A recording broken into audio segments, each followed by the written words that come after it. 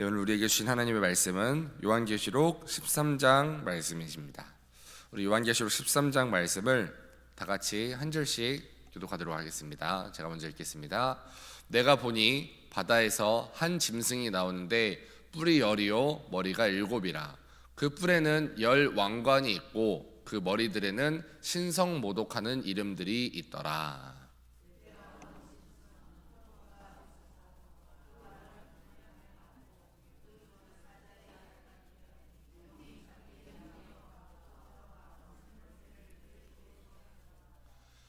그의 머리 하나가 상하여 죽게 된 것 같더니 그 죽게 되었던 상처가 나음에 온 땅이 놀랍게 여겨 짐승을 따르고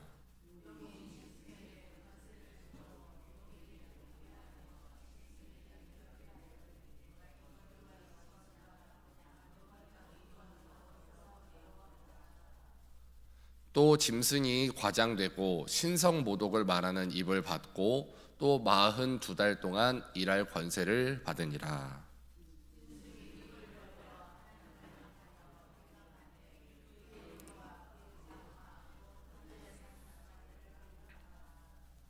또 권세를 받아 성도들과 싸워 이기게 되고 각 족속과 백성과 방언과 나라를 다스리는 권세를 받으니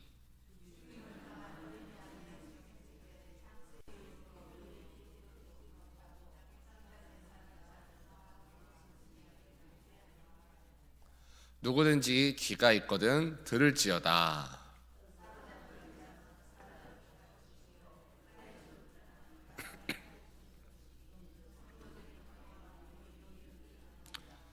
내가 봄에 또 다른 짐승이 땅에서 올라오니 어린 양 같이 두 뿔이 있고 용처럼 말을 하더라.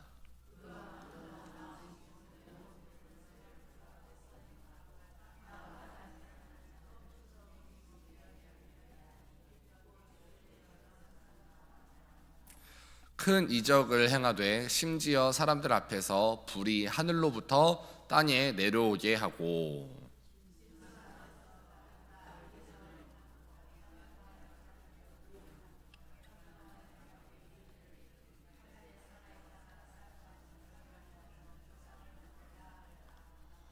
그가 권세를 받아 그 짐승의 우상에게 생기를 주어 그 짐승의 우상으로 말하게 하고 또 짐승의 우상에게 경배하지 아니하는 자는 몇이든지 다 죽이게 하더라.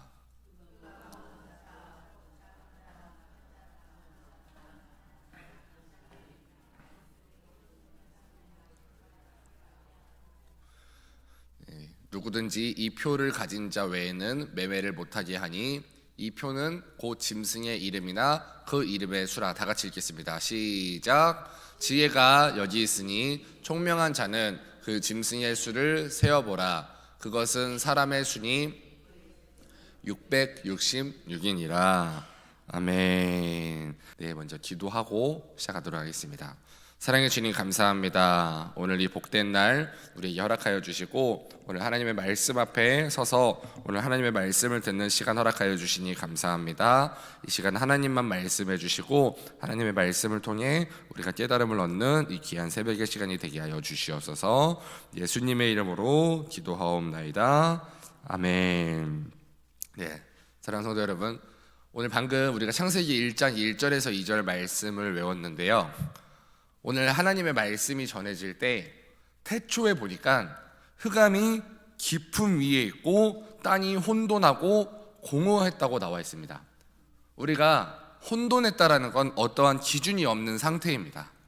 우리가 공허하다라는 건 돈을 아무리 많이 벌어도 우리가 아무리 많은 사랑을 받아도 우리는 그 행복이 마음이 채워지지 않습니다. 여러분, 우리가요 아무리 내가 열심히 살려고 해도 앞이 보이지 않을 때가 많습니다. 흑암이 가득하고 내가 어떻게 살아야 될지 모르겠을 때도 많은 것 같아요. 저도 모르겠지만 여러분, 나이가 들면 들수록 더 모르는 것 같습니다. 살면 살수록 내가 어떤 삶을 살게 될지 더 모르는 것 같아요. 그런데 우리가 그러는 중에 오늘 이렇게 우리가 오늘 암송한 말씀 다음 절에 3절에 보니까 빛이 있으라라고 하는 한마디로 하나님이 모든 것을 해결하십니다. 우리에게 기준이 생기고 우리의 마음이 채워지고 우리 마음에 흑암이 가득했던 우리 앞길에 하나님이 보여주시는 빛이 오늘 이 말씀을 통해서 충만한 그런 시간 되시기를 소망합니다. 네, 성도님들, 오늘 말씀은 요한계시록 13장 말씀입니다. 오늘 말씀을 보니까 내용이 굉장히 강하고 뭐가 상징이 많지만 사실 여기서 말하고 있는 핵심은 생각보다 단순한 말씀입니다. 전 이거를 간단한 조금 소주제로 제가 이렇게 정하고 싶어요. 짐승의 시대에 누구를 예배할 것인가? 라고 하는 말씀으로 오늘 함께 말씀을 듣기 원합니다. 오늘 말씀의 핵심은 세상 권세가 예배를 요구하고 있을 때, 세상이 나에게 예배하라고 요구하고 있을 때 우리는 누구에게 충성할 것인가를 오늘 함께 질문하고 들어가고 싶습니다. 우리가 요한계시록 13장을 좀 읽다 보면은 마음이 좀 무거워질 때가 있습니다. 뭐 짐승의 표 뭐 이런 이야기도 나오고 666 뭐 자칫하면 이제 꼭 무슨 일이 일어날 것처럼 이 세상이 뭔가 끝나는 것처럼 뭔가 두려움이 앞설 때가 있습니다. 그런데 성도님들, 계시록은요 우리를 겁주기 위해, 우리를 압박하기 위해 쓴 책이 아닙니다.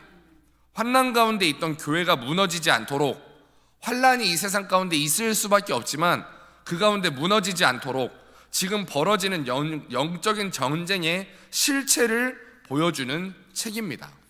쉽게 말하면 겉으로는 정치, 경제, 문화, 수많은 사람들의 문제와 같이 보이지만 그 이면에는 예배를 빼앗으려고 하는 전쟁이 있다라는 겁니다. 이 앞에 본문 12장에서는 용이 나오는데요, 이 용은 사탄을 뜻합니다. 그 용이 직접 모든 것을 다 할 수 없으니까 도구를 사용합니다. 그리고 13장에서는 그 용이요 2개의 도구를 세웁니다. 바다에 올라오는 짐승은 대체로 권력이나 어떤 강한 제국이나 강압적인 힘을 의미하고 있습니다. 그리고 11절부터 18절까지 나오는 땅에서 올라오는 짐승은 대체로 거짓 종교, 속임수의 힘, 거짓 선지자라도 많이들 풀리고 있습니다. 즉 13장을 한 문장으로 요약하면요, 강압적인 힘과 우리를 속이는 거짓으로 예배를 빼앗는 그런 시대를 의미하고 있습니다. 사람들이 짐승을 보고 4절에 보니까 누가 이 짐승과 같으냐, 누가 능히 싸우리요 라고 말하고 있습니다. 그리고 짐승의 표 때문에 마지막에 보니까 매매가 제한이 되고 마지막에 그 숫자는 666이라고 결론이 나오고 있습니다. 이제 본문을 이제 조금 따라가면서 쉽게 함께 이야기 나눠보겠습니다. 본문은요 분명히 이야기합니다. 이 권세는 하나님에게서 난 게 아니라 사탄이 준 권세입니다. 쉽게 말하면 겉으로는 화려하고 강해 보여도요 결국 그 뿌리는 굉장히 어둡다고 말하고 있습니다. 우리가 옛날에 뭐 장터 같은 데 가면은 이런 거 많이 보잖아요. 겉은 번지르르한데, 겉은 새 것 같은데 막상 사서 보니까 이미 상해가지고 쓰지 못하는 물건을 우리는 구매할 때가 있었을 겁니다. 여러분 한 번쯤은 아마 있으셨을 거예요. 저도 있었는데 뭐 여러분들 당연히 있었겠죠. 근데 요한계시록 13장에 나오는 짐승의 첫 번째 짐승이 그렇습니다. 겉으로는 능력 있고 그래 보이지만 속은 하나님을 대적하는 영입니다. 이 짐승이 하는 일이 무엇이냐? 전쟁을 일으키거나 경제만 흔드는 게 아니라 하나님을 대적하는 말을 합니다. 신성 모독을 합니다. 왜냐하면 이것의 최종적인 목표는요 정치적인 승리나 우리를 압박하는 정도가 아니라 예배의 자리를 빼앗기 위함입니다. 하나님을 가볍게 만들고 죄를 정상처럼 만들고, 우리가 한 어떤 나라의 미친 나라의 임금 이야기를 우리가 한번 들어본 적이 있을 겁니다. 한 나라에 모든 사람이 다 정신병자예요. 그런데 임금 한 사람만 정상인입니다. 그럼 거기서 임금이 정상인 취급을 받을 수 있겠어요? 우리가 함께 있는 그 공동체에 나를 뺀 모든 사람이 다 조금 이렇게 정신이 말짱하지 않으면 나도 정신이 말짱한 내가 오히려 이상한 사람처럼 보여질 수밖에 없습니다. 우리가 사는 세상에 모든 사람이 키가 100m, 100cm밖에 안 된다고 하면은 저는 그곳에서 거인이 될 겁니다. 저는 정상적인 키를 갖고 있거든요. 그런데 거인과 같이 느껴집니다. 이거는 나의 문제가 아닙니다. 결국은 죄를 정상처럼 만들고 있는 이 세상의 문제입니다. 결국 하나님 말고는 다른 것을 절대 기준, 하나님이 아닌 다른 것을 기준으로 삼으려고 합니다. 그리고 본문에는 42개월이라고 하는 시간이 나옵니다. 이거는요, 뭔가 의미하는 이상한 무서운 바가 있는 게 아니라요, 악이 아무리 뛰어나고 아무리 강해 보여도 그 악은 무제한으로 가는 게 아니라 하나님이 한계를 두신다는 말씀입니다. 여러분, 악이요 아무리 날뛰어도, 이 세상에서 악한 것이 아무리 자리 잡고 있어도 반드시 그것에는 끝이 있습니다. 그리고 10절의 결론에 보니까 이렇게 말하고 있습니다. 성도의 인내와 믿음이 여기에 있느니라. 사랑하는 성도 여러분, 요한계시록 13장은 너희가 이길 거니까 겁내지 말라는 말을 값싸게 말하지 않습니다. 대신 이렇게 이야기하고 있습니다. 반드시 압박이 있다, 유혹이 있다. 그러나 그 가운데 성도는 끝까지 믿음을 지키는 인내가 바로 성도다. 여러분, 우리가 병원에서 치료를 받을 때도요, 약을 한 번 먹고 끝낼 수 있는 병이 있고 오래도록 꾸준히 가서 치료받아야 되는 병이 있습니다. 제가 지난주에 조금 몸이 아픈 적이 있습니다. 그때 병원에 가서 링겔 한 번 맞으니까 아주 많이 멀쩡해지더라고요. 그런데요, 저희 엄마는 사실 지금 폐나 심장이 조금 약합니다. 그러면 뭐 링겔 한 번 맞으면 끝날까요? 그렇지 않아요. 지금도 한 달에 한 번씩 매달마다 병원을 가서 검사를 받고 또 매일매일 약을 먹고 있습니다.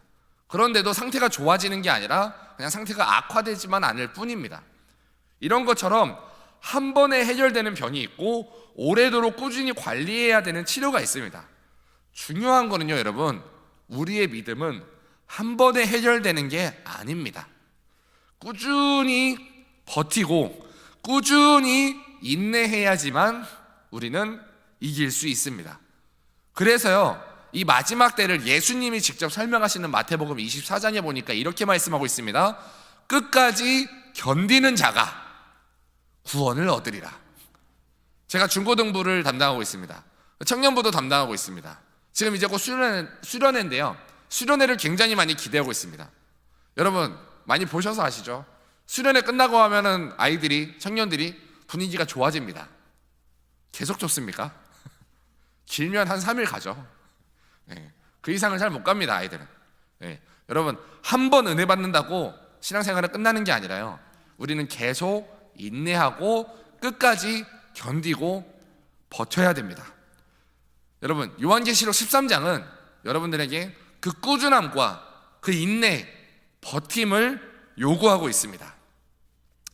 그런데요, 그 다음에 보니까 두 번째 짐승이 나옵니다.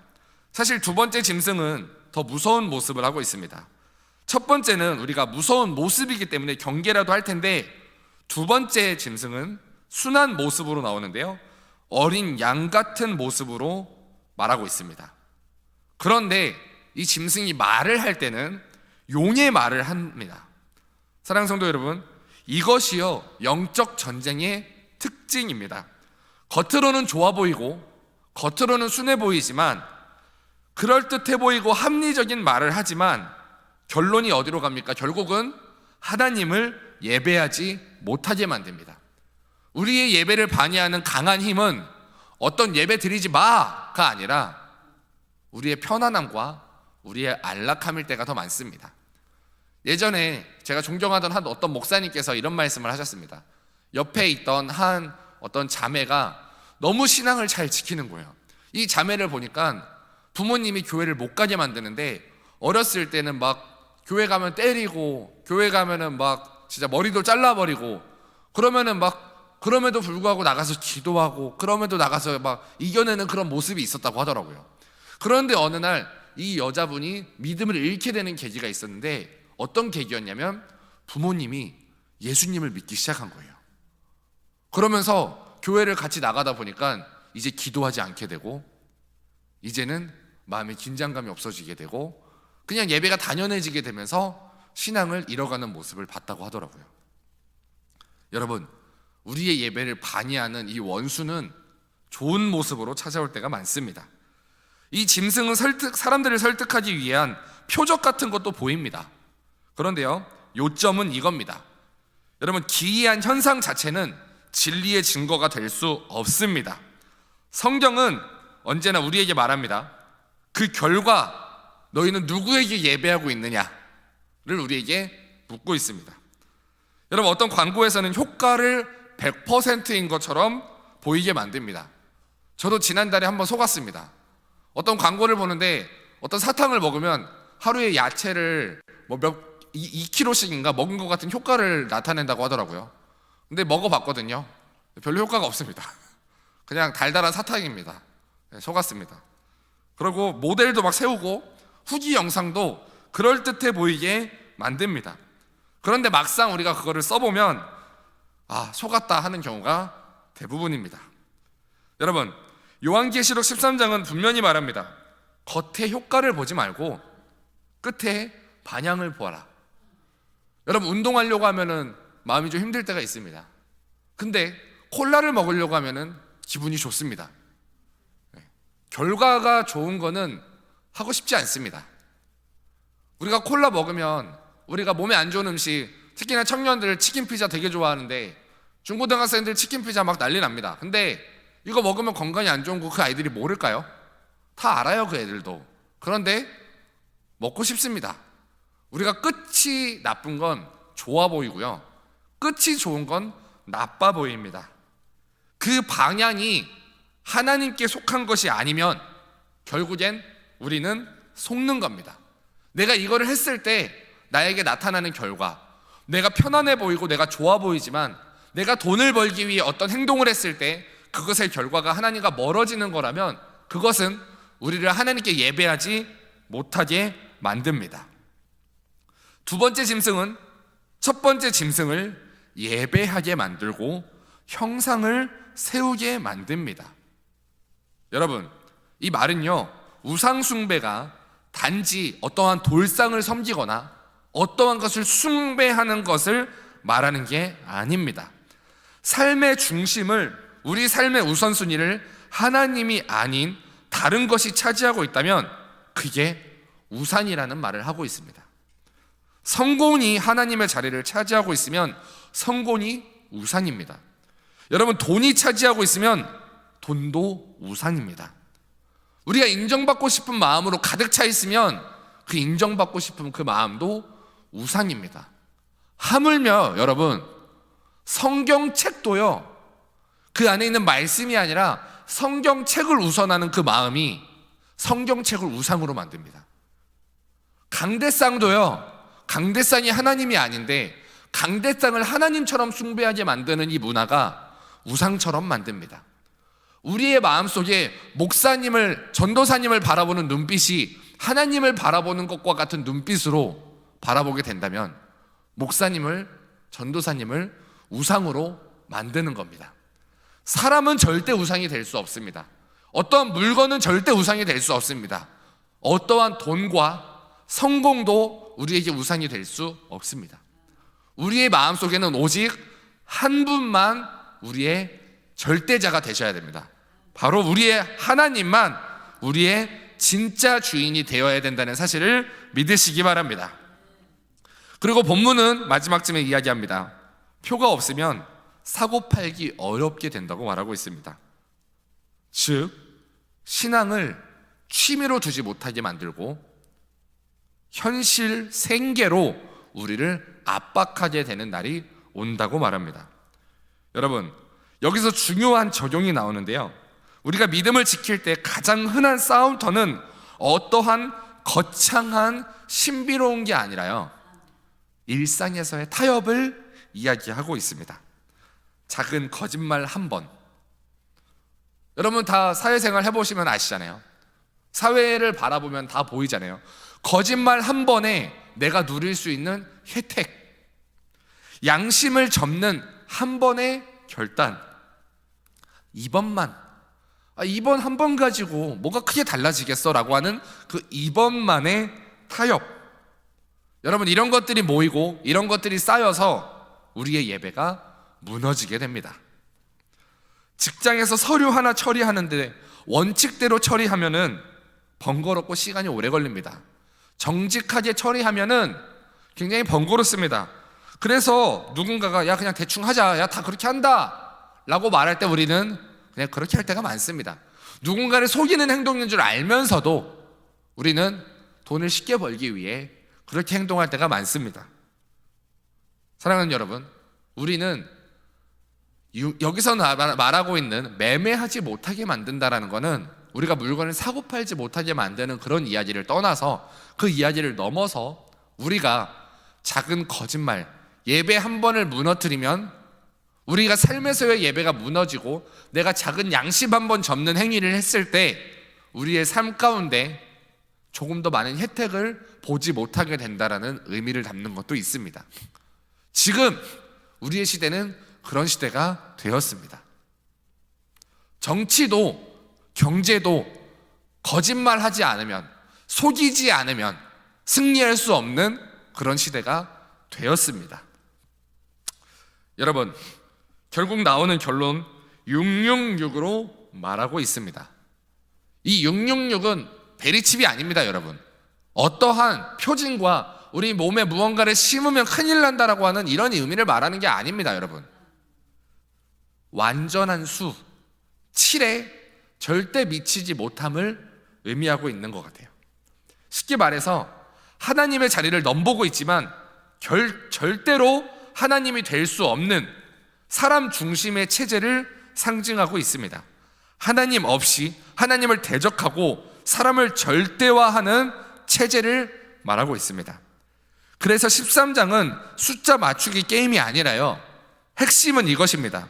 지금 내 마음의 왕좌에는 누가 앉아있는가를 묻고 있습니다. 나의 결정의 최종 기준은 무엇인지를 묻고 있습니다. 여러분은 누구에게 예배하고 있습니까를 질문하고 있습니다. 여러분, 짐승의 시대는 결국 예배를 빼앗는 시대입니다. 그렇기 때문에 우리는 무엇을 해야 되냐? 바로 예배를 회복해야 됩니다. 하나님이 하나님 되심을 다시 올려드려야 합니다. 사랑하는 여러분, 분별을 지켜야 됩니다.